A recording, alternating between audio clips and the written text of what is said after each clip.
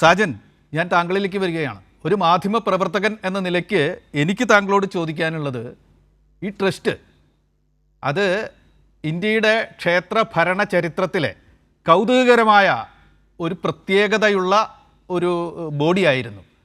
അതായത് നമ്മുടെയൊക്കെ നാട്ടിൽ, നമ്മുടെ ഇന്ത്യയിൽ ആകെ തന്നെ ക്ഷേത്രങ്ങൾ ഭരിക്കുന്നത് പ്രാദേശിക അധികാര ശക്തികളാണ്, കേന്ദ്രം അല്ല. പക്ഷേ അതും മാറ്റണം. ക്ഷേത്രങ്ങളൊക്കെ ഒരു കേന്ദ്ര നിയമത്തിൽ, ഏകീകൃത നിയമത്തിന് കീഴിൽ കൊണ്ടുവരണം എന്നൊക്കെയുള്ള സംസാരമായിരുന്നു ഇതിന് തൊട്ടു മുമ്പുള്ള ഘട്ടങ്ങളിൽ ഒക്കെ മുഴങ്ങിയിരുന്നത്. അതായത് ഭക്തർക്കും സന്യാസിമാർക്കും പ്രാതിനിധ്യം കൊടുത്തുകൊണ്ട് ക്ഷേത്ര കാര്യങ്ങളിൽ അത്തരത്തിലുള്ള കാര്യങ്ങൾ പഠിച്ചവരുടെ അഭിപ്രായങ്ങൾ സ്വീകരിക്കുന്ന തരത്തിലുള്ള ഒരു ഭരണ സംവിധാനം ഉണ്ടാകണം. ക്ഷേത്രങ്ങൾ വിശ്വാസികൾക്ക് എന്ന് പറഞ്ഞുകൊണ്ട് അവതരിപ്പിക്കപ്പെട്ട ഒരു മാതൃക, ക്ഷേത്ര ഭരണ മാതൃക, അതായിരുന്നു ഈ ട്രസ്റ്റ്. അതിപ്പോൾ ഇന്ത്യൻ ക്ഷേത്രങ്ങളുടെ ചരിത്രത്തിൽ ഒരിക്കലും പുറത്തു വന്നിട്ടില്ലാത്ത തരത്തിൽ ഒരു അഴിമതിയുടെ കൂത്തരങ്ങായി മാറിയിരിക്കുകയാണ് എന്നാണ് ഇപ്പോൾ നമുക്ക് പുറത്തു വന്ന കാര്യങ്ങൾ കൊണ്ട് മനസ്സിലാവുന്നത്.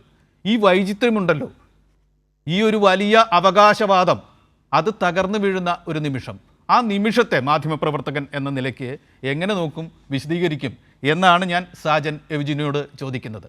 സാജൻ പറയും. അതെ, NBC ഇപ്പോൾ പൊതുവെ നമ്മൾ പറയാറുണ്ട്, നമ്മുടെ ഇന്ത്യൻ രാഷ്ട്രീയത്തെ, സ്വതന്ത്ര ഇന്ത്യയുടെ ചരിത്രത്തെ ബാബറി മസ്ജിദിൻ്റെ തകർച്ചയ്ക്ക് മുമ്പും അതിനുശേഷം എന്ന രീതിയിൽ ഇന്ത്യൻ രാഷ്ട്രീയത്തെ രണ്ട് ഘട്ടങ്ങളാണ്.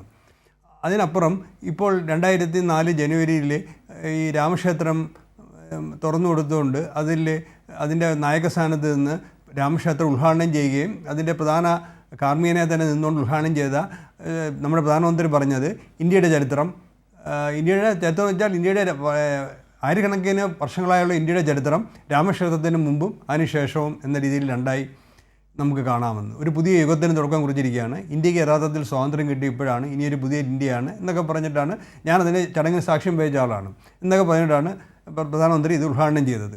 ഇതോടൊപ്പം വേറെ നമ്മൾ കുറച്ച് മുമ്പോട്ട് പോകുമ്പോൾ 2013 BJP നരേന്ദ്രമോദി പ്രധാനമന്ത്രി സ്ഥാനാർത്ഥിയെ പ്രഖ്യാപിച്ചപ്പോൾ അദ്ദേഹം ഡൽഹിയിലും ഒക്കെ ആദ്യമായിട്ട് പറഞ്ഞത് ന ഖാവൂങ്ക ന ഖാന ദൂങ്ക എന്നാണ്. എന്ന് വെച്ചാൽ തിന്നുകയില്ല തീറ്റിക്കുകയുമില്ല.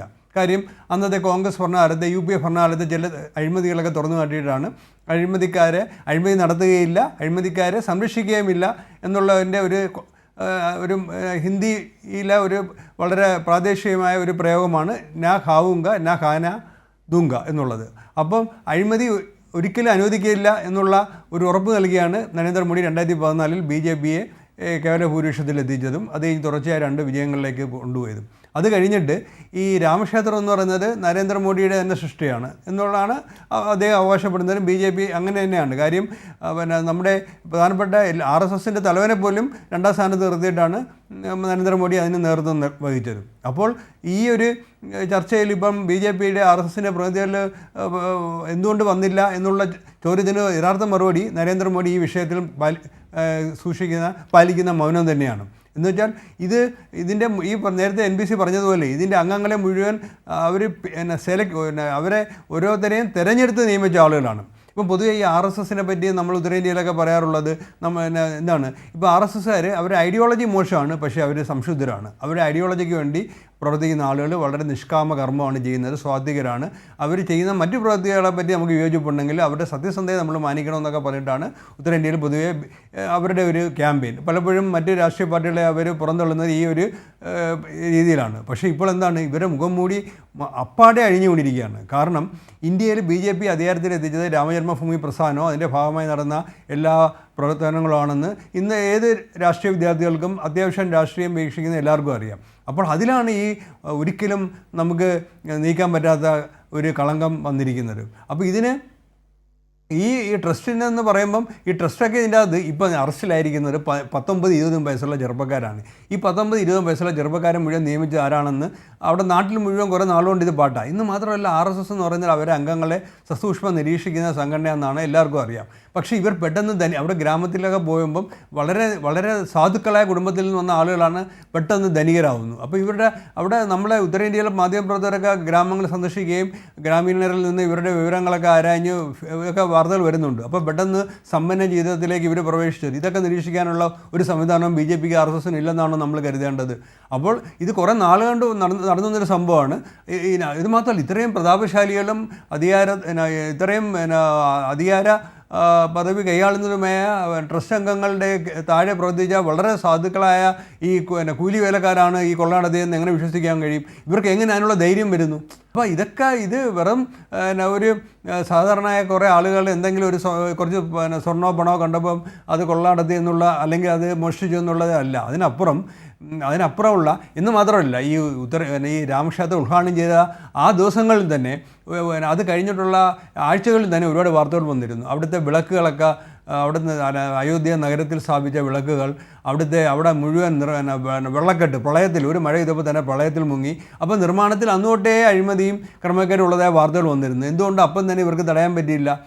ഒരു സിഗ്നൽ കിട്ടിയല്ലോ, ഇതിൽ തൽപര കക്ഷികൾ കടന്നുകൂട്ടിയിട്ടുണ്ടാവും. പിന്നെ അതിനപ്പുറം അയോധ്യ നഗരത്തിൽ, ഈ രാമക്ഷേത്രത്തിന് ചുറ്റുമുള്ള നഗരം വളരെ സാധാരണക്കാരായ, വളരെ ദാരിദ്ര്യം പിടിച്ച ആളുകൾ താമസിക്കുന്ന മേഖലയാണ്. കാര്യം അന്നത്തെ ഒരുപാട് നൂറുകണക്കിന് ക്ഷേത്രങ്ങളുള്ള ഒരു ചിരപുരാതന പട്ടണമാണ് ഈ അയോധ്യ. അവിടെ നൂറുകണക്കിന് ആളുകൾ അമ്പലത്തിലേക്കുള്ള സാമഗ്രികൾ വിറ്റും ചെറിയ സാധനങ്ങൾ വിറ്റും ഉപജീവനം കഴിച്ചെത്തുന്ന നൂറുകണക്കിന് ആളുകളുണ്ട്. അവർ നമ്മൾ നേരിൽ കണ്ടിട്ടുണ്ട്. അവർ മുഴുവൻ അവിടെ നിന്ന് ഒഴിഞ്ഞുകൊണ്ട സ്ഥിതിയായി. കാര്യം റിയൽ എസ്റ്റേറ്റുകാർ വന്ന് ആ പ്രദേശം മുഴുവൻ, അവിടെ മുഴുവൻ വലിയ തീർത്ഥാടകരുടെ പ്രഭാവം ഉണ്ടാകുമ്പോൾ ഹോട്ടലുകൾ വികസിക്കുക എന്നുള്ള ധാരണയിൽ വന്ന് അവിടെ മുഴുവൻ കൈയടക്കുകയും, എന്ന് മാത്രമല്ല ഈ കച്ചവടക്കാരിൽ നിന്നെല്ലാം വലിയ രീതിയിലുള്ള പകിടി വാങ്ങി. അപ്പോൾ അവർക്കൊന്നും താങ്ങാൻ പറ്റാത്ത രീതിയിലേക്ക് പോവുകയും ചെയ്തു. അപ്പോൾ ഇതെല്ലാം മാധ്യമങ്ങൾ റിപ്പോർട്ട് ചെയ്തതാണ്. ഇതൊന്നും നിയന്ത്രിക്കാൻ കഴിയാത്ത ഉത്തർപ്രദേശിലെ BJPയുടെ ശക്തിയും അവരുടെ സ്വാധീനമൊന്നും ആരും കുറച്ച് കാണുന്നില്ല. ഇവരെന്തുകൊണ്ട് ഇത് നിരീക്ഷിക്കുകയും തടയുകയും ചെയ്തില്ല?